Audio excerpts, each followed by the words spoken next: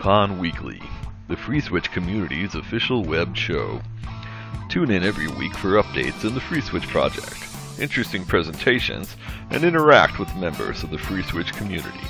ClueCon Weekly is brought to you by FreeSwitch Solutions, the officially endorsed consulting firm of the FreeSwitch project. FreeSwitch Solutions solves problems so you can focus on your business. Visit freeswitch.com for more information. The ClueCon WebRTC and Telephony Developers Conference. ClueCon is held every August in the Windy City, Chicago, Illinois. Meet the developers of all your favorite open source telephony projects, make the connections you need to meet your business goals, and see the latest and greatest technology in WebRTC and telephony. Visit ClueCon.com for more details.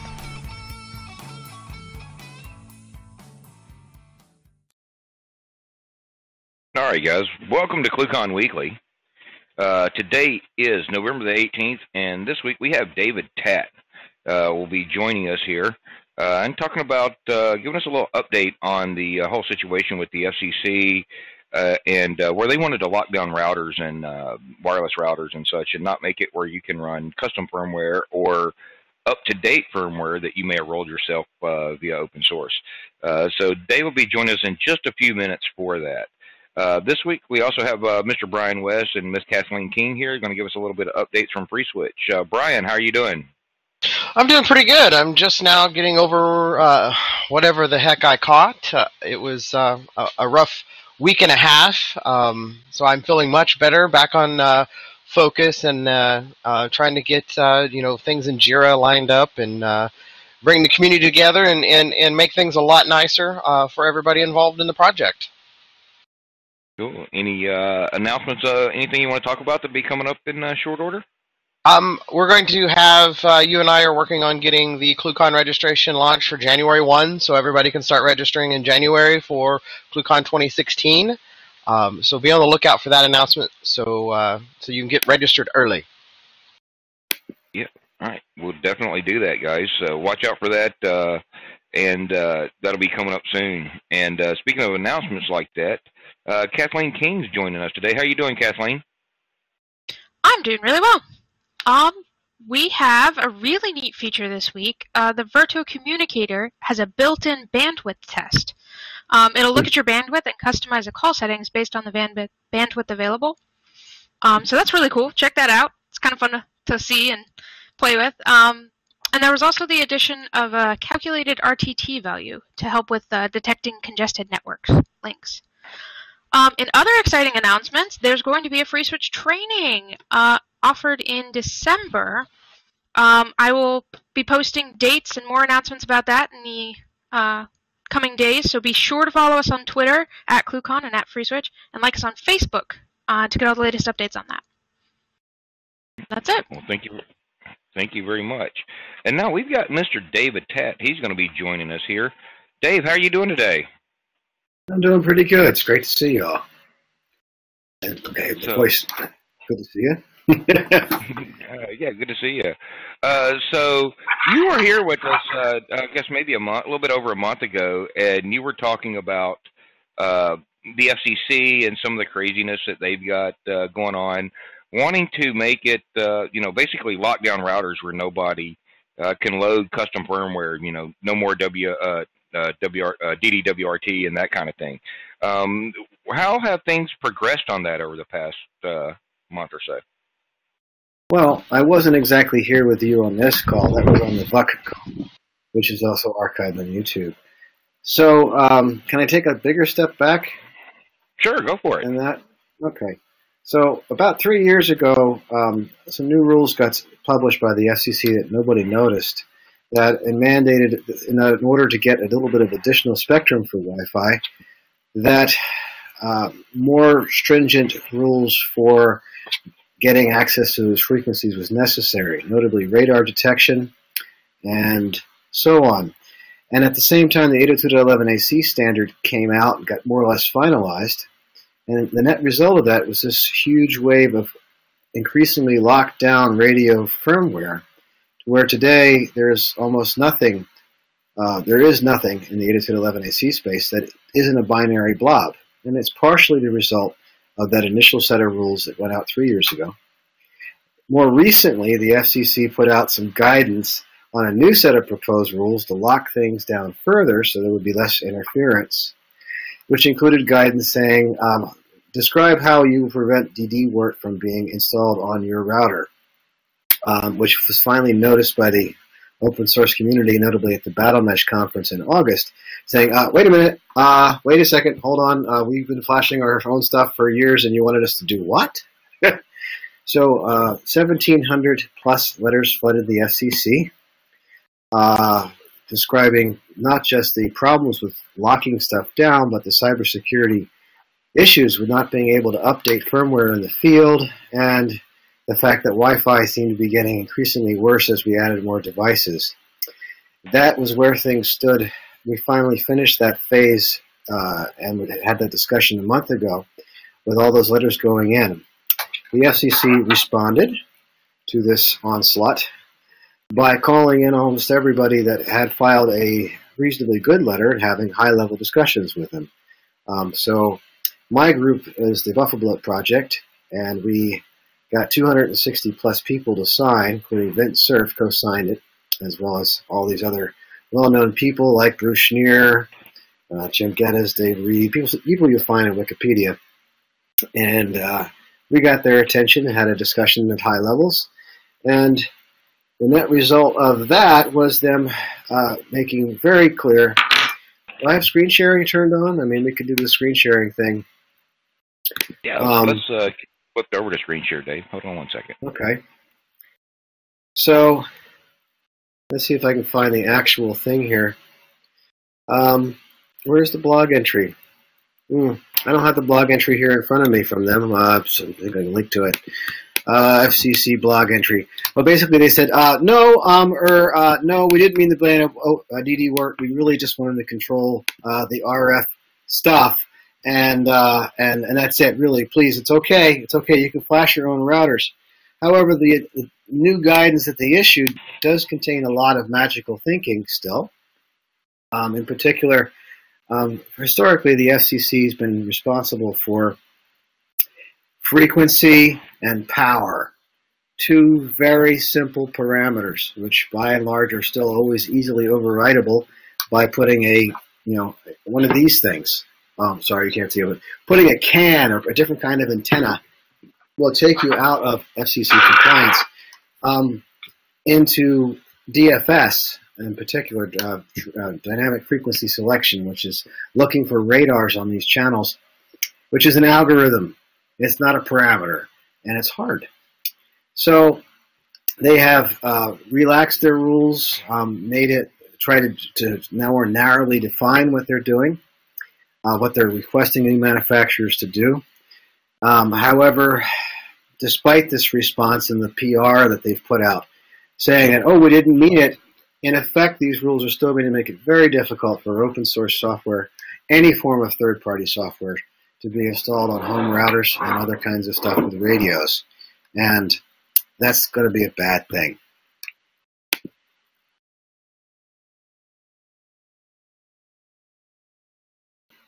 Overall, we have this ongoing issue that it would be nice if our home gateways, the stuff that's inside of our own home, could actually run our own code.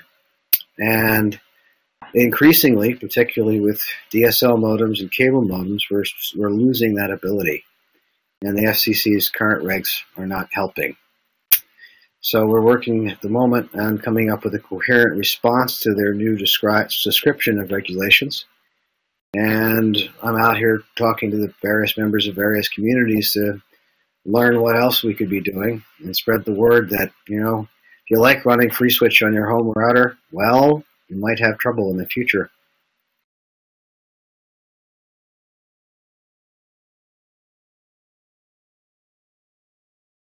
Do we lose David? I'm still here. I paused. I'm here for Q&A. What do you guys want to know? I can always switch to talking about. I had a question earlier that we talked about pre-show. That was specifically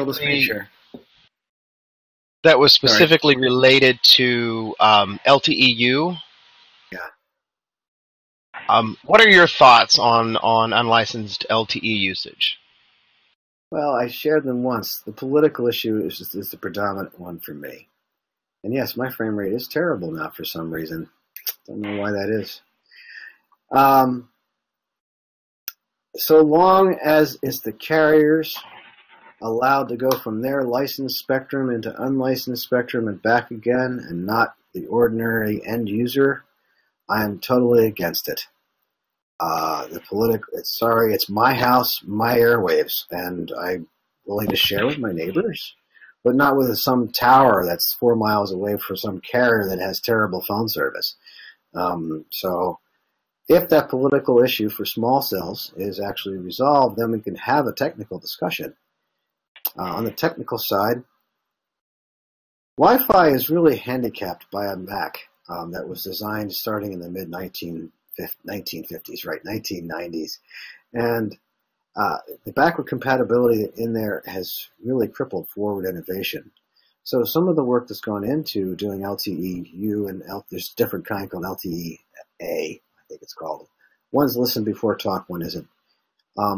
Has got much better characteristics than conventional Wi-Fi, and I'm all in favor of there being at least some competition here. And at the same time, darn it, we don't have a lot of data. We have a lot of people spreading around stuff based on simulations with closed code that we can't look at, saying it solves everything. And until I get hardware to play with, I'm not particularly willing to believe that portion of it either. And the last objection to LTE-U that I have is that having two enormous user bases, there's 1 billion plus Wi-Fi devices out there, along with 1 billion plus phones or whatever, just using different waveforms on the same spectrum. I can't imagine good things for either, and future protocol evolution will be inhibited. So in the end, my ultimate conclusion, regardless of the politics and the technology, is that I'd like to see the 5 gigahertz spectrum remain Wi-Fi, and we just continue to work on improving Wi-Fi, and anyone can own and use and deploy for themselves. That was long-winded. Sorry. That's perfect. Do you see possibly that this LTE debate influencing some direction or changes in the current Wi-Fi standards to improve overall usage of the spectrum? Oh man, I would really like to see, like for example, Bluetooth and 2.4 gigahertz Wi-Fi ultimately were made to coexist pretty well.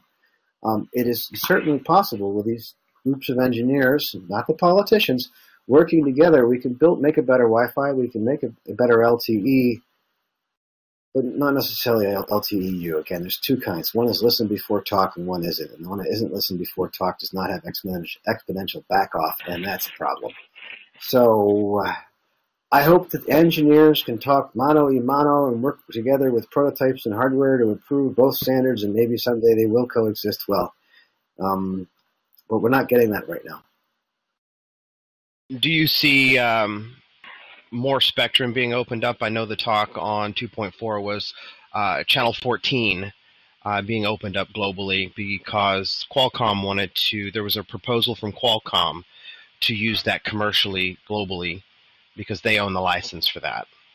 Well, actually, Global Star, so far as I know, owns channel 14. Yeah, that's it. Now it was Qualcomm, but that went away with Global Star. So you are correct. Yeah. So we have Global Star realizing that instead of having sat the ground on this particular channel, that it was potentially far more valuable. I have a lot of documentation on this one, by the way. I can share it offline later. That they realize that, oh, by the way, we can build much better in-ground, in-tunnel, in-whatever stuff if we end up reusing this for ground-to-ground communications. And I don't know what to do with that whole ball of wax. I would like to see Channel 14 maybe bought back or something. I don't know the right answer, but I don't want to see Global Star having ground-to-ground comms on bandwidth that they bought for sat-to-ground, if that makes any sense. That makes perfect sense. That falls in line with the reasoning behind the light squared and the GPS disruption. That's the same reason. Yes. that they didn't get to use that spectrum, which quite technically wasn't their fault. They legitimately purchased the spectrum, yet the GPS units globally were not held to the specification to not allow interference. But as a side effect, they were now not able to deploy their LTE network on the spectrum they legally purchased for that. So, yeah. Do you anticipate more spectrum being opened up for Wi-Fi? Oh man, well, there's a group that's working on that, and I have to say, I had a meeting with the FCC, and they were adamant that more spectrum be acquired, unlicensed spectrum be available, which is awesome, but not at this cost. We have this. The reason why we had all this innovation, in my opinion, and I was there, is that it was unlicensed spectrum that anybody could use. It was a 2.4 gigahertz was a junk band, and we made something marvelous and free, and that anyone could use out of it. And so I'm not personally willing to take more spectrum at the expense of having to have lockdown code, lockdown radar radios, etc. I'm much more interested in, and that's one of my projects, is in taking better advantage of the spectrum that we have. In the case of Wi-Fi, we have lots and lots of more devices coming online. Wi-Fi currently scales quite badly. The Buffer Bloat project has ways of making it scale to more stations than ever before. And so, yes, I'd love to see more spectrum. No, personally, not at the cost. That's what happened in the last 3 years. Okay, so I have another question along the lines of spectrum. Would you anticipate the FCC setting aside some lower band spectrum for unlicensed usage, and what's your thoughts on the Wi-Fi or the white space Wi-Fi? This is way off this topic. Honestly, I've kept out of politics for the last 20 years. This was my first entry since the Communications Decency Act in 1996. So I've had exactly one meeting, a high-level meeting with the FCC my whole life. That was last week. So I can't answer that question. I would love to see, for example, low-power UHF. I would love to see the white space stuff move forward. In fact, does anybody remember ultra-wideband? Mm-hmm. No? Well, I don't recall that, no. Ultra-wideband was all the rage about 10 years ago. It was actually my thought that was going to replace Wi-Fi. The problem is what it does is that, that sort of spits stuff on all the frequencies, on everybody's frequencies at a really, really, really, really low level. And we had some working chips, but something like the rules got really close to being passed to make ultra-wideband a standard. And then 236 frequency owners, I think it was, objected to having anything on their frequencies whatsoever emitted by anything.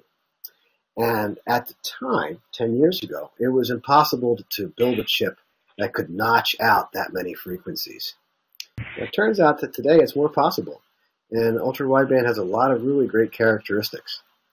Moving up the spectrum, there's a lot of rules for basically for 60 centimeter or 60 gigahertz. I always get this confused, and 24 gigahertz for long distance radios.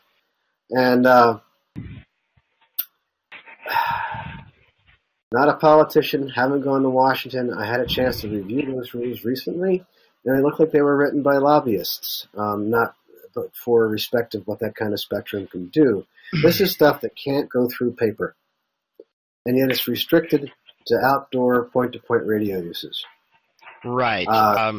That's the 24 and 60 are awesome frequency bands to do some really isn't wireless HDMI using 24 or 60?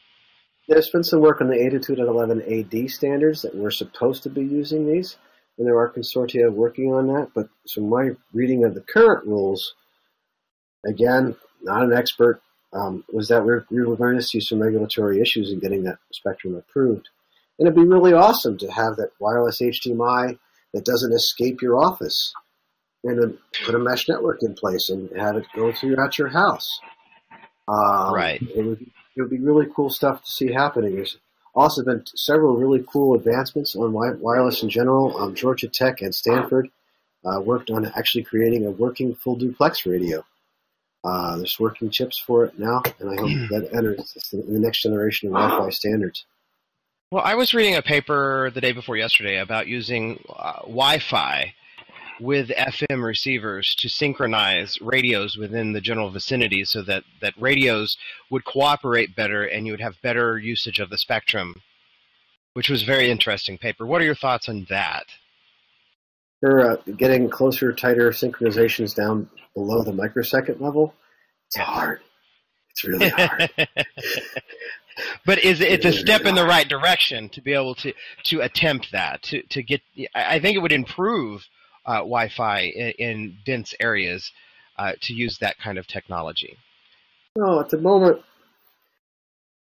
So let me take a huge step back. So I was involved in wireless and Wi-Fi going back to the mid-'90s, and years ago, you can probably still find it if you Google for the RLAN wireless how-to. We published a how-to on how to make it work at long distances, which is probably illegal today. And the thing was, prior to that, has anybody ever heard of a company called Metricom or the Ricochet radios? Yes, I have heard of Ricochet. I'm going to get to the point in a minute. But what they developed was a technology that was kind of meshy, and it was very lossy. And two innovations, which I don't think a paper was ever really published about, that made 802.11b and what we know today as an access point possible, with two central realizations. One is, with the technology available at the time, we couldn't get a distributed clock like you wanted. So in order to get the technology to scale at any level, we had to have a centralized access point. Prior to that, it was all meshy. And a lot of that stuff is still baked into the Mac, and meshy is cool because I don't like having central points of failure. The other big one was that we discovered that the packet loss rates were so high that our conventional network protocols, like TCP, just treated packet loss as equivalent to congestion, whereas packet loss in radio is either congestion or just loss. And so we added this one layer of acknowledgement at the MAC layer, saying, oh, did you get that packet? Did you get that packet? Which incurs a round-trip delay at the speed of light. And neither of those are required today with modern technologies. We have much better forward error correction. We have the ability to do faster distributed clocks. The Macs themselves, again, the DSPs that we had back then were really, really slow compared to what we have today. We didn't have a lot of the math. We could take wireless in general on any particular slice of spectrum so much more far forward if we were more actively and openly sinking research and engineering time into it. That also brings up a question. There's a protocol, and the name of it is slipping my mind right now.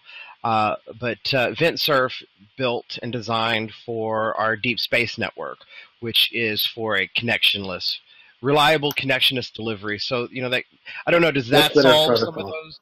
Yes, that's it. The work is called DTN, and it's the Liquider protocol. No. Right.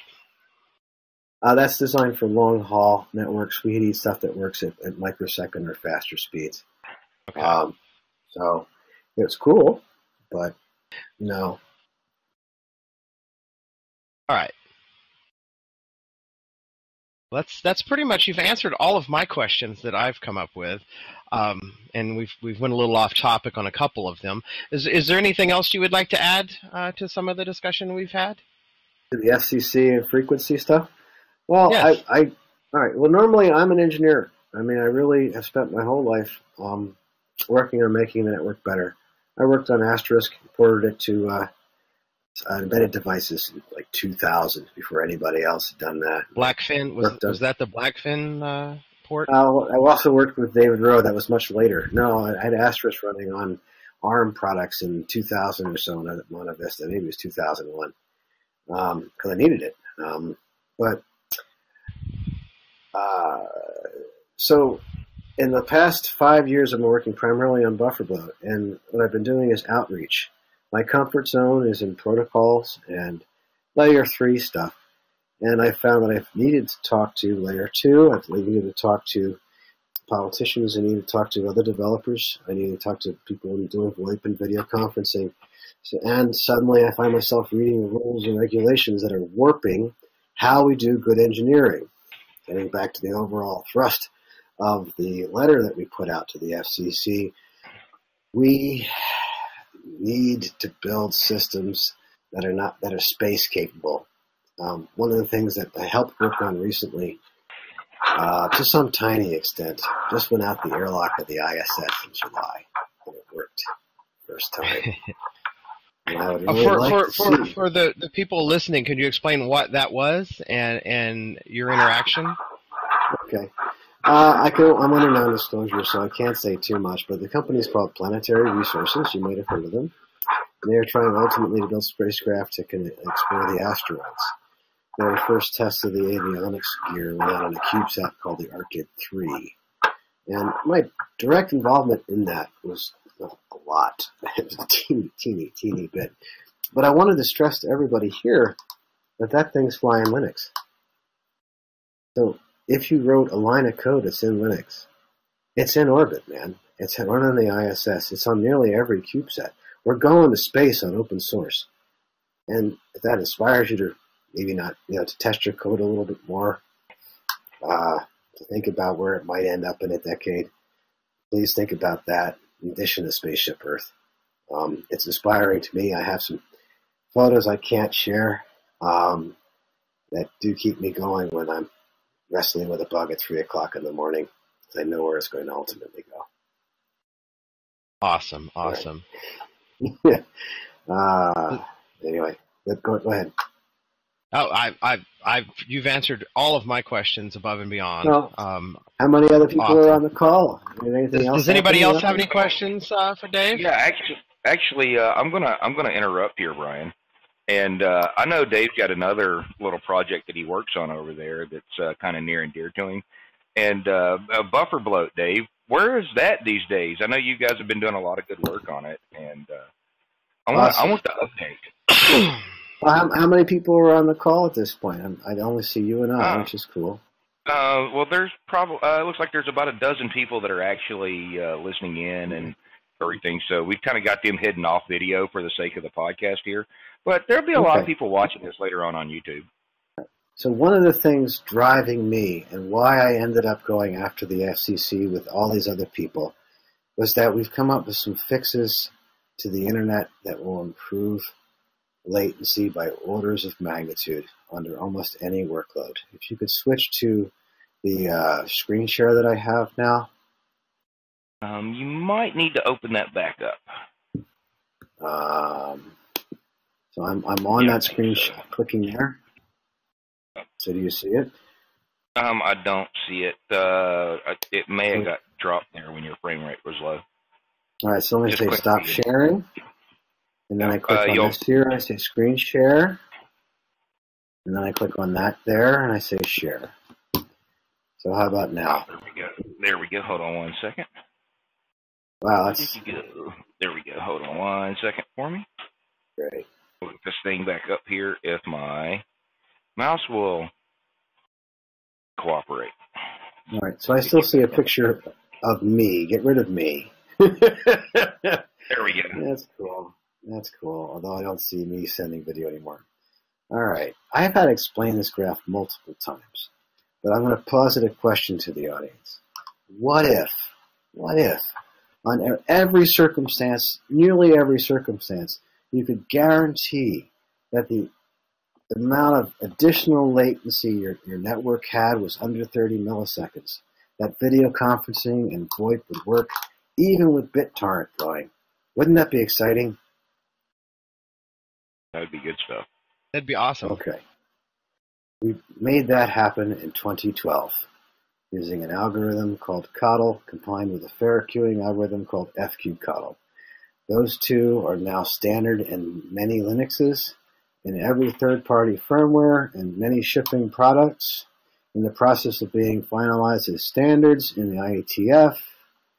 And with that kind of thing happening, we could take, see that green line there? This is a test that anybody here can run. This is from the DSL report speed test. You can run it after the call or during the call if you want to watch your frame rate go to hell. And we can take roughly 98% of the internet today that is experiencing latencies as large as a second or larger under load to under 30 milliseconds for VoIP and video conferencing. If only we could get access to some of the core firmware that's built in the DSL modems and cable modems, etc., and add 50 lines of code to the lowest level drivers and another 1,000 to the millions of lines of code in the upper level. It's kind of frustrating. What happened? You still there? Yep, we're still here. Okay, I had a sound come into my headphones. It's really exciting. I had 3 weeks there where we were like, yes, we fixed the internet. Now, I still got to explain this graph, okay? All that red stuff down the bottom, all those red dots are individual samples from DSL modems. You see how thick the red dots are at approximately somewhere between 250 milliseconds and a second? Mm-hmm. The vast majority of DSL modems today on an uplink are exhibiting latencies in the 600 millisecond range. With this technology, we should be able to get it for VoIP anyway, well below 30 milliseconds of induced delay. The first set of blue blobs you see there are cable modems, okay? And you can see at the highest level there, you're actually, which I think is a 20 megabit uplink, you see pretty good latency. And as you go down, each individual set of blobs as you go down is a different speed tier. So you have a 10 megabit uplink blob, 5 megabit uplink blob, a 2 and a 1 and a 1 megabit blob. These huge numbers of people at those service tiers. And cable modems today have a fixed amount of buffering, no matter what speed you're running at. So with technologies like the FQ-Cottle algorithm, which will dynamically adjust the buffer size and do fair queuing, all those blobs would move to the right of the green line, to the left of the green line. So whereas you see at the 1 megabit service level, you see a quarter second of latency built in, it would drop to 30 milliseconds, and so on. So we would have this enormous improvement in how fast we load web pages, how well video conferencing works, and so on and so on. Fortunately, the green stuff there is all fiber, and the fiber deployment is not horrible in terms of buffering. So when your customers in the world starts cracking 100 megabits and getting closer to a gigabit, buffer bloat problem kind of goes away. Still needs algorithms like this. We've seen 200 milliseconds of buffering on GigE stuff, but it would just be so marvelous from my perspective. 5 years of working on buffer bloat to see all this stuff start moving towards and above the green line. I don't know what much more. Is that a pretty good explanation of what this data set means and what we can possibly do to make it better? Yeah, so if let me just reinterpret this for you here Please. In my own words. So basically, on your graph here, the red, the green, and the blue, that's the data set that, if I understand this correct, that you guys have been able to collect from the DSL reports speed test? That's correct. Right, and then so by applying the new algorithms that you guys have, you've been able to shift the latency much lower by as much as 30 milliseconds or better, just to improve the connection performance. And that has to do with things like on TCP, and like when you're just loading a web page, you got one request to load the page, and then you got all these other requests to load the JavaScript and images and all that other good stuff. And just by shaving those buffers down and trimming that 30 milliseconds per request off, it just makes things respond faster. Much snappier, yes. I still would want to rephrase what you did. We have a problem in that we've only been measuring bulk uploads and bulk downloads. So your typical web page, for example, is 15 flows simultaneously. And the fair, or what we call flow queuing portion of the algorithm, thoroughly mixes up those 15 big fat downloads in the web page so that they are interleaved. And it will also interleave in the VoIP and video stuff happening at the same time. The better way to think about it is like, say you have Netflix. boom, you pull down 20 megabytes worth of stuff in 2 seconds, right? Well, what we do is we interleave things. So instead of pulling down the 20 megabytes worth of stuff for Netflix in 2 seconds, we do it in 2.01 seconds, giving a little space for your VoIP and video conferencing to take place. Yeah, that makes perfect sense. So instead of, and we see this, I think, a lot. I know I've seen this in doing testing, and Brian has too, where if we're speed testing something, we have gone to using an application called Axle, which will split the download into however many parts we tell it. And if you try with one stream, you get one performance. But if you try splitting it into 20, you get much better performance.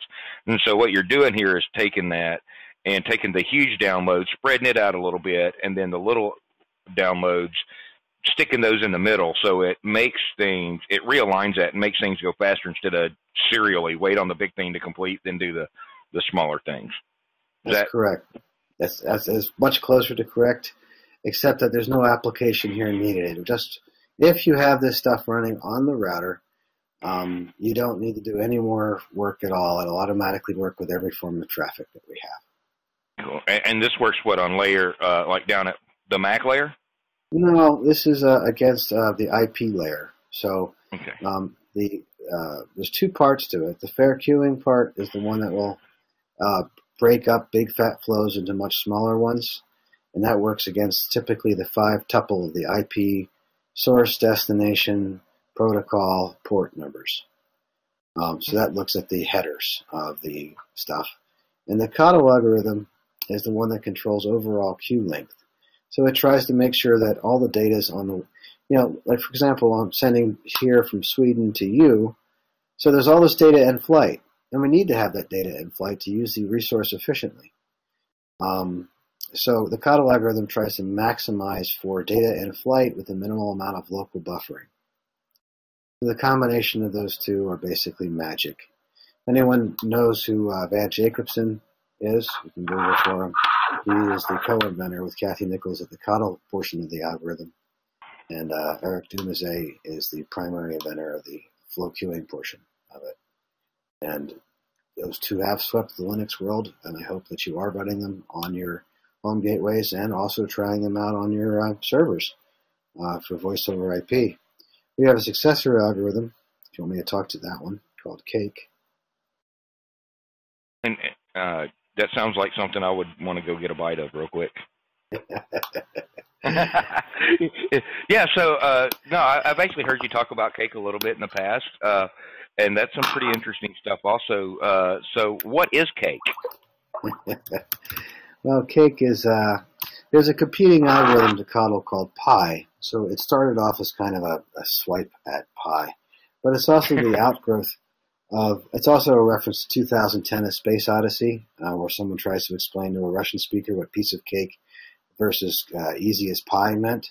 And and also there's also the reference to, what was the name of that video game? Portal, where after winning the test, everybody will have cake. So those are the three references. The backronym stands for Common Applications Kept Enhanced. Even with as good as FQCoddle turned out to be, nice generic algorithm, we found over 3 years of deployment, primarily against cable modems, that we could improve a few things. And I put up a reference here to the actual thing here. Cake is actually entering final test before Linux submission to the Linux kernel. It is easily buildable out of tree. If I could encourage you in the VoIP world to play with it, VoIP and video conferencing world to play with it would be great, because future requests will not be taken after this month. I'm joking about that, of course, but, so on. So, what is Cake? Cake is, we hope, the end game for low latency on the internet from the router perspective. We can't think of anything else to put into it. One of the really big things that's not really well understood is that, has anyone heard of what Apple's doing with ECN? Am I still there? You're still here. Go ahead and tell us. I've not heard what Apple's doing with ECN. All right. So classically, we handle congestion with packet loss. Okay? And that's okay, except that it means that you have to do packet loss concealment, or you have to compensate for it somewhere, and the classic reaction for TCP is to back off by half, which is kind of inefficient, and it also causes all kinds of issues with smooth flows over TCP. 10 years ago, there was a technology developed called Explicit Congestion Notification, ECN for short. And what that does is it uses 2 bits in the IP header to say, hi, I am ECN capable. And routers in the middle, when they're experiencing congestion, are supposed to add a bit to that, saying, oh, by the way, I'm experiencing congestion, please slow down. So what this is an end-to-end indicator that there's congestion on the path that does not lose packets. So the beauty of this one is for TCP, you never have anything blocked while you wait for a packet to arrive. If you're doing video, there's a couple standards for video conferencing. One of them, ECN usage, was in the early NADA standards documents for WebRTC. You could, for example, ECN mark the, what do you call it? It's called the iframe, the root frame in video. You could ECN mark that so you didn't lose any packets, but you still would be congestion aware. And you would not ECN mark the rest because you don't really care if you lose an update here or there. That's one possible way of using it. It does require that the endpoints support it. It's easy to do, easy to add, and it requires that the algorithm in between controlling the routers apply it appropriately. And Cake and FQCODL and Pi all support, and Red for that matter, all support ECN marking, ECN flows. So, wow, we can have a loss-free, low latency, high performance internet, which is the end game. Really, I don't know how to make for a better internet than that. So anyway, Cake supports that. But however, having built on a huge build-up, there's an issue with ECN. Trust. If you ECN mark a packet and then mark congestion experienced, you're supposed to do something. You're supposed to respond to it. And the prospect of applications turning on ECN to get more packets through without responding to the indicators is one of the things that's hurt deployment. So I hope that the TCPs are good, but anybody else adding it to their adding ECN support should probably try to agree with the protocol end-to-end agreement and do something about congestion when it sees a congestion experience mark. Since I can't trust people to do that, Cake will actually start dropping packets after a significant amount of congestion experienced notifications have gone out and have not been responded to. So it's more robust than any of the other algorithms out there. Aside from that, it's a better version of FQCODL, and of specific use to you guys here, and something that I actually hope to see in practice, is it does respond to several of the standards for diffserv marking. And that means that you should, if you were marking your voice packets with the appropriate diffserv marking and your video packets with the appropriate diffserv marking, it would try to explicitly prioritize those even over and above what FQCODL does, to also give you a much lower latency-free experience. I'm hoping, based on our earlier talk today, to start setting up tests of that kind of stuff, in the hope they'll be able to observe your jitter buffers no longer really being used anywhere near as much. There's a lot more to Cake than that, but I just simply have to say, if you look at this web page, download it, type in make, turn it on, and see what happens. That would make me happy. Well, as far as installing this on a Linux box for testing, is it just as simple as adding any other kernel module in? So you have to have your kernel sources and stuff set up the right way for that. But once you do that, is it really just make install? That's correct. You pull it down from the Git repository. You have to have your kernel sources installed, and then you type in make. It pulls from those kernel sources. It compiles, and you make install it. And then you need a slightly updated IP route 2 utility, which is also supplied here. And then you get all sorts of interesting statistics back from it when it's deployed. I'm putting some of those up now. Yep. But this is somewhat out of date for screenshots, but it shows the amount of latency being experienced by the system, for example. There's a couple different sparse packets are typically VoIP packets. And you'll be able to see what those delays are. You can see what you're dropping and what you're marking, and so on. And from what I've seen on the screen share also, am I reading this right? This has traffic shaping capabilities in there?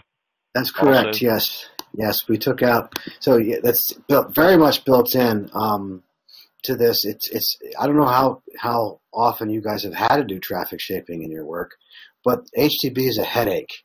And all you have to do for using Cake is you say TC QDisk add dev eth0 root cake bandwidth 115 megabit.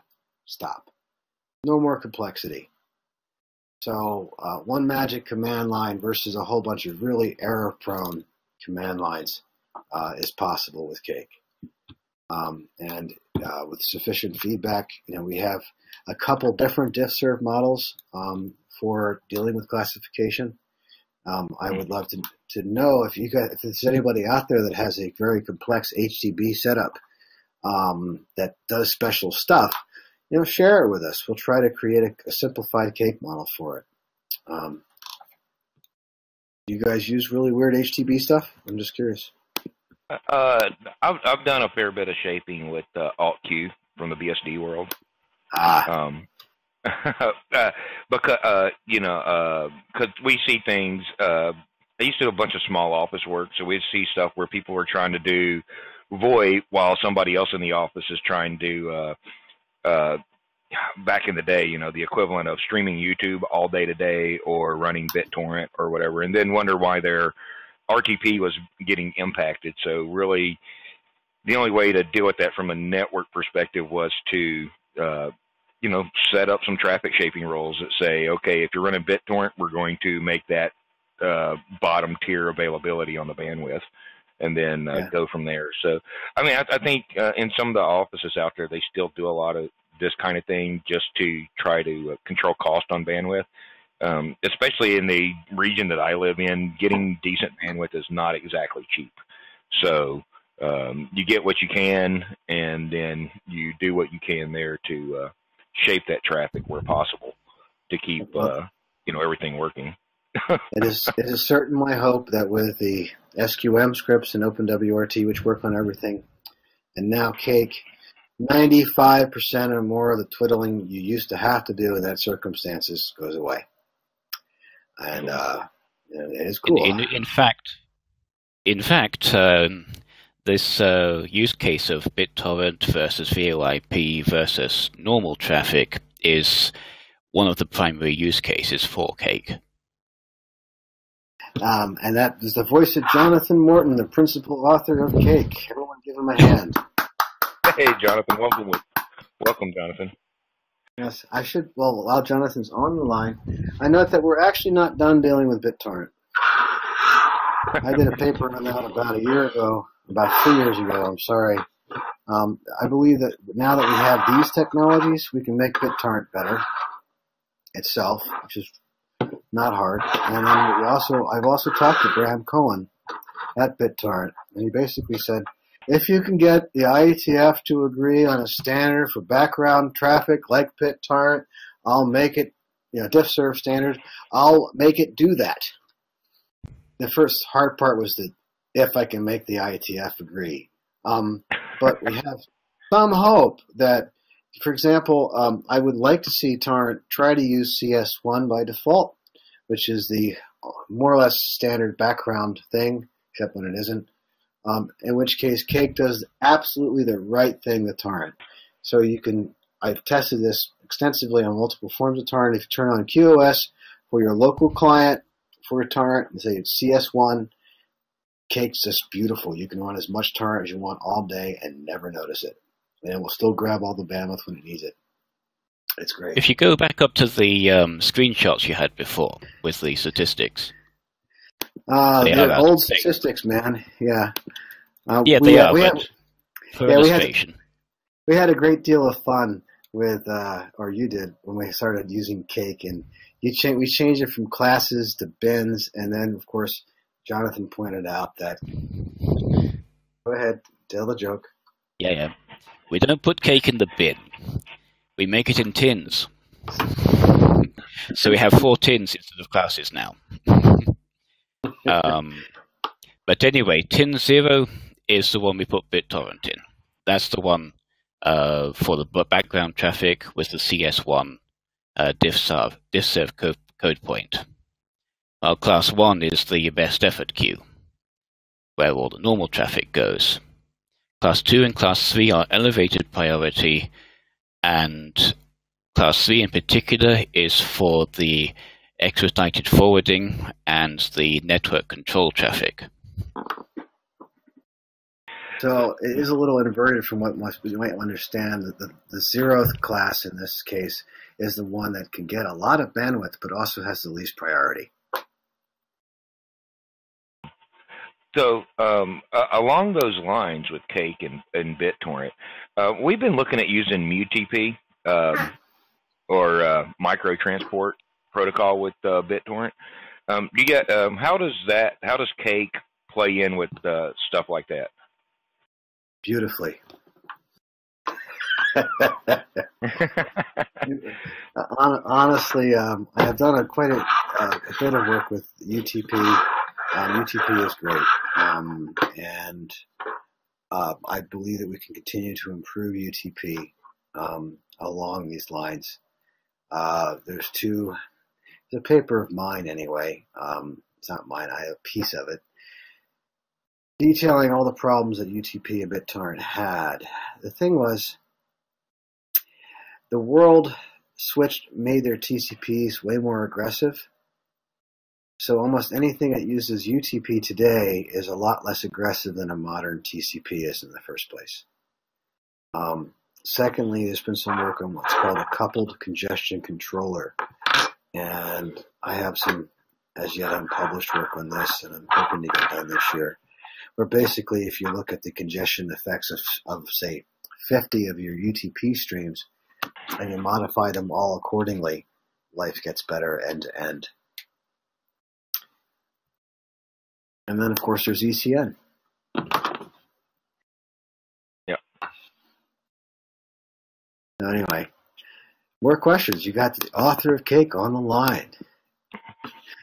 All right, guys. Anybody else have questions for Dave or for Jonathan, the author of Cake? Quake. Sorry.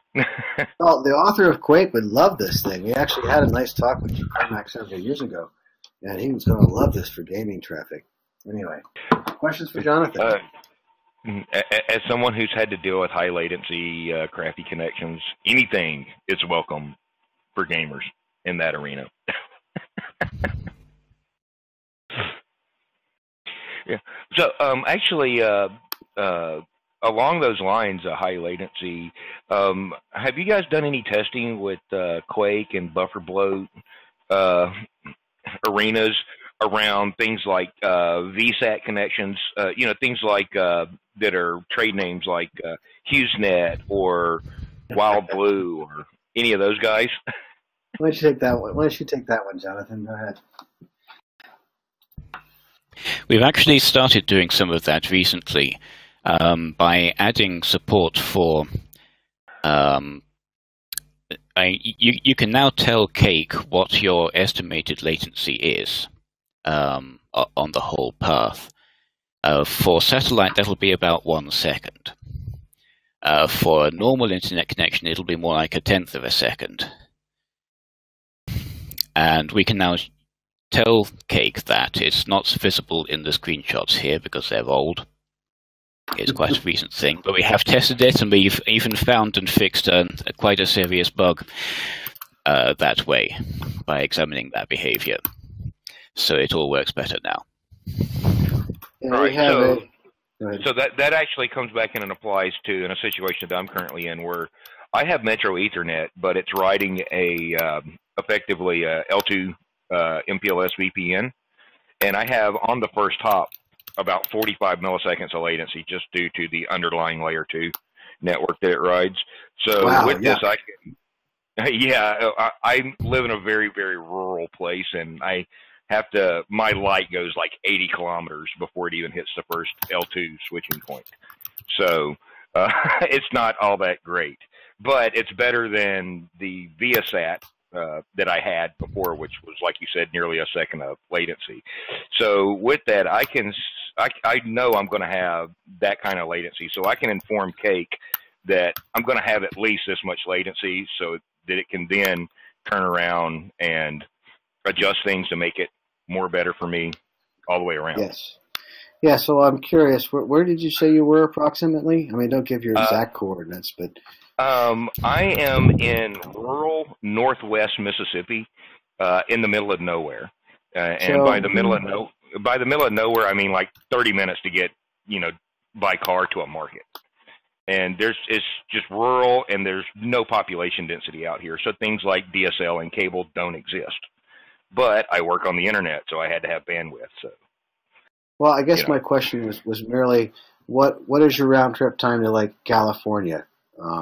Since I sort of had that memorized in my head, it just sounds like it would be more than 100 milliseconds. It really depends on the ISP has some really wonky routing on there. So it kind of depends on where I'm going. Like from here to Texas is typically somewhere in the 50 millisecond, 60 millisecond range. But then sometimes going to, other places could be as low as 50 milliseconds, or it could be 100 milliseconds. It's not necessarily based on geolocation, but they do some god-awful routing out there for whatever reason. I'm very I am very unhappy that MPLS, etc., got pushed out as far as it is. I mean, we're ending up with layers of technology running over layers of technology when I really wanted to see IPv6 get rolled out to the edge. So I'm sorry that you have Metro E that ends up being over something else weird. That's sad. It's weird. Yeah. I've actually had the situation where my connection to Dallas is 20 milliseconds from my current location, but something in their network maintenance caused it to route from here to Chicago to Dallas, adding like 60 milliseconds to my hop for no good reason. And they couldn't tell me why. It's ridiculous. The internet I would have built would have been so different from what we ended up with. I liked the original very, very fault-tolerant internet. And for example, in building out a city, I would actually have had, fiber going down each. Say you have a grid city, right? And I would have fiber going down each block, interconnected on each block 4 different ways, so a backhoe could never take you out. And you'd be able to have your choice of service providers, and so on and so forth. And I worry about disaster planning. I want to talk about places I've been in this world, but having all of our stuff get backhauled to your cable provider or your DSL provider gives you these single points of failure that were not designed into the internet originally, and that's not the internet we're building. That kind of segues, your disaster element there segues nicely into the FirstNet, which have they even gotten that off the ground? That's supposed to be the first responder LTE network that's supposed to be nationwide, but I do not believe they've even deployed anything yet, have they? I'm not the right person to ask about LTE issues. Yeah. I look at, for example, what happened during the Fukushima disaster, tsunami, etc. 20,000 people died, and of course, right. not one from radiation, but from living in towns that look like tsunami funnels. But the astonishing thing about that, compared to in the U.S., the earthquake happened. Everybody's websites started showing earthquake coming in 60 seconds. Trains came to a stop. Not a single building collapsed, and only 20,000 people died. The same thing happened in America. It would be horrible, and it's because we just don't think about emergencies and how to handle them as well as we could. Are there any rules like that in place for the VoIP stuff? Like when you try to place a call, we used to have the emergency broadcast system, for example. So like when you try to place a call during an emergency, is there any way of interrupting your call and saying, oh, by the way, there's an earthquake coming in 30 seconds, get down? I don't believe there's a mandate for anything of that nature. There's not a mandate, but because of the way it's implementable, but there's no mandate on that at all. I mean, even doing something as simple as E911 support that you're supposed to do, it's not the best implementations out there that I've seen, because it's typically literally call your server has to be able to reroute on the 911 call, and then literally if it can't send it out via VoIP, it's got to fall back to a toll-free number. So I've heard from someone who runs an ISP and they're heavy on VoIP. But apparently getting E911, the local equivalent of E911 because it's the United Kingdom, but they have the same requirement that they have to know where the phone is in order to dispatch the emergency services. Getting British Telecom, the local monopoly telecom provider, to accept the data for the it is much harder because yeah, and this is the big telecom. Well, I'm curious, Jonathan, your voice broke up just now. Is that because you're on LTE or because you're running some beta code? It's probably because I'm on LTE.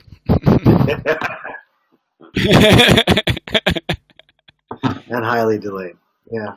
Well, the E911 problem is just a small portion of, I would like to build a safer society. And at the same time, E911 is kind of invasive and intrusive and more expensive.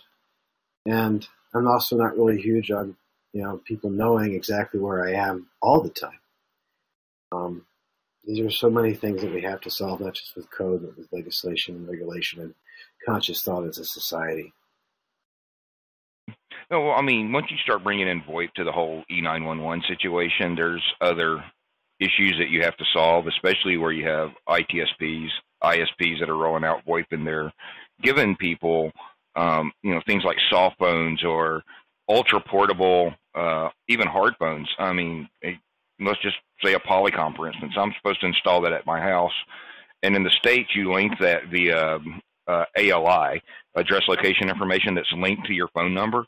Now, I decide to pick that phone up with me and go to Colorado to go skiing for a month. So now I can still get my calls, but I'm not in the same physical location that they have on file for me.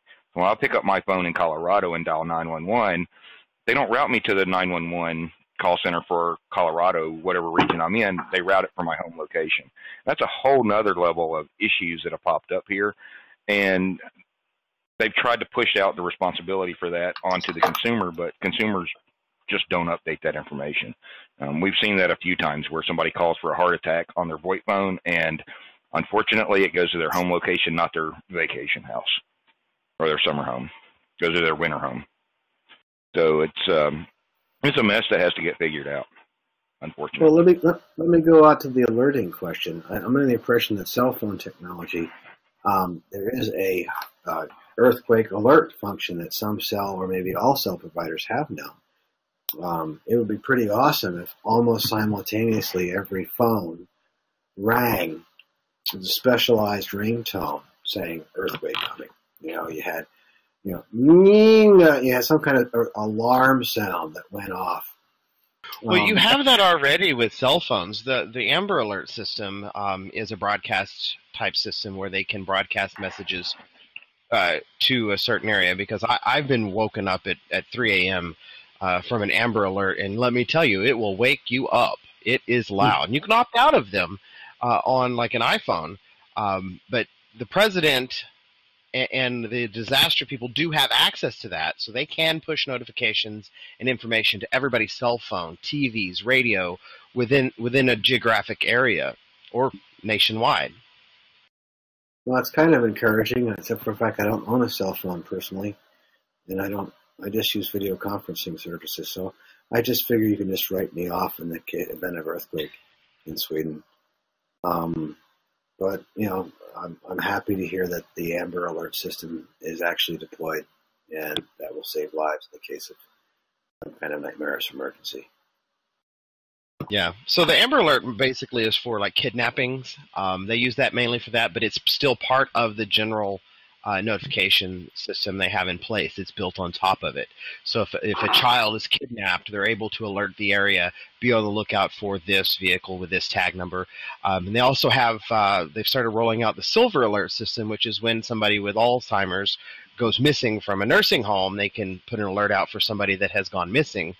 You know, that's over a certain age, and they give details, and they're able to quickly react and deal with those types of situations in a scoped geographic manner, which is really nice. Well, years ago I started working on something called DEWS, a distributed earthquake warning system, and there's been some progress on it by other parties, but I dropped the work. You know, everybody's cell phone has an accelerometer. And if we suddenly notice a group of people in roughly the same area going up and down like this and it's spreading out, well, that's an earthquake warning. And we should be able to have a distributed sensing network that could try to, currently it takes 45 seconds or so, maybe a little bit less, to go from a sensed earthquake to an actual warning. And I think that's 30 miles. I forget how fast this stuff moves. Right. So we can, go ahead. And you also have barometers in the cell phones now, so the same thing could be applied to tornadoes. Sure. Yeah. So we have, awesome. Let's do that. I'll gladly contribute my current location to an earthquake warning system. It's not the NSA. The better method, though, I thought for this is that we have lots of what's called CPE. We have lots of home routers and home modems and stuff that are bolted down and are much better sensors of long waves like earthquakes. So if for an additional sensor, which is about $1 now, we could have the world's greatest distributed sensing system and be able to shrink the warning time and down to probably 1/10 what we get today, 3 to 5 seconds of an honest earthquake, and that cuts. Right. Again. And that would probably, having a barometer in there would help us probably understand weather at a different resolution than we've ever had before. I know when the iPhone first come out with the barometer, everybody was just like, wow, we'll be able to see weather in a way we've never seen it before because we've not had that resolution of the barometric pressure to understand that better. I think that's awesome, and at the same time, it's still invasive, Mm-hmm. Well, they can already tell where we are just with our audio stream now, so the barometer just helps them pinpoint it a little bit more. And going back to the discussion of the E911 and the location, with the exhaustion of IPv4, a lot of companies are using GeoIP to determine where you are. Unfortunately, my block of IPs are from Belize.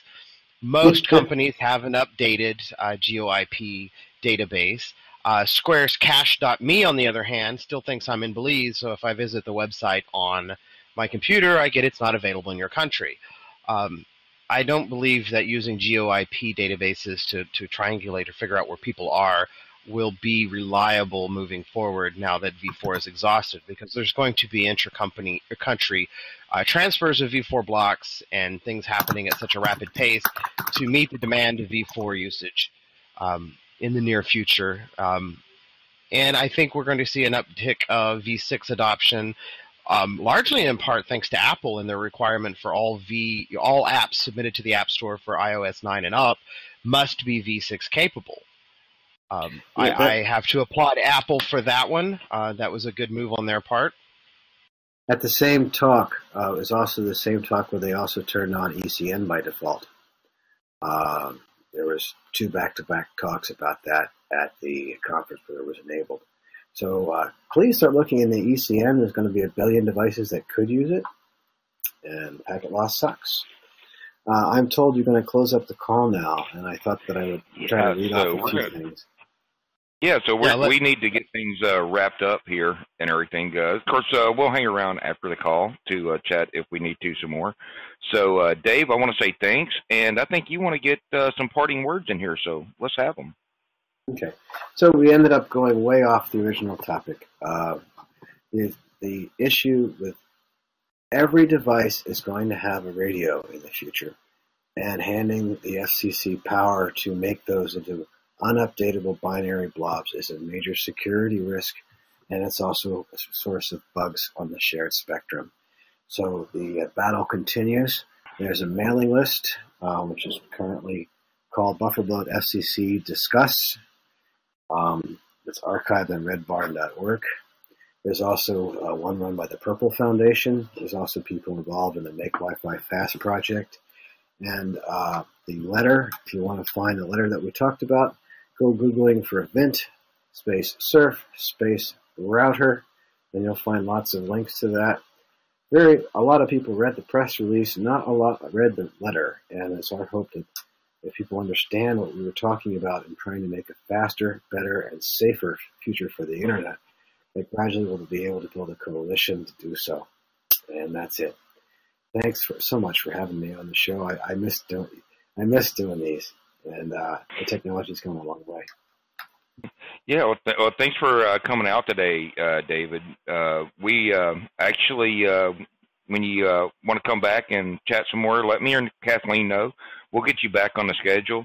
Also, I know you've been to ClueCon before, so we'll have to get you and Jonathan to ClueCon again this August, coming up August 2016. If you guys can get it on the schedule, we'd love to have you. Thank you very much. I made it 2 years ago. I probably won't be entering the U.S. anytime soon myself, so maybe Jonathan could do it. And in the meantime, let's have cake. Let's have cake. All right, guys. We will be back here next week at noon Central, 1 p.m. Eastern. If you want to get any of the links from David that he was showing here or he was pointing out on the call, look down in the comment section in the bottom. They'll be there in the description of the video. If you're watching this on freeswitch.org and you want to help out the project, hit the that side over here, the donate button. That goes to help the developers keep the website and the development rolling forward, and we appreciate all those things. Also, follow us on Twitter at FreeSwitch or at ClueCon to get all the updates, and you can also follow us on Facebook at facebook.com/FreeSwitch. Thanks, guys. We'll see you later.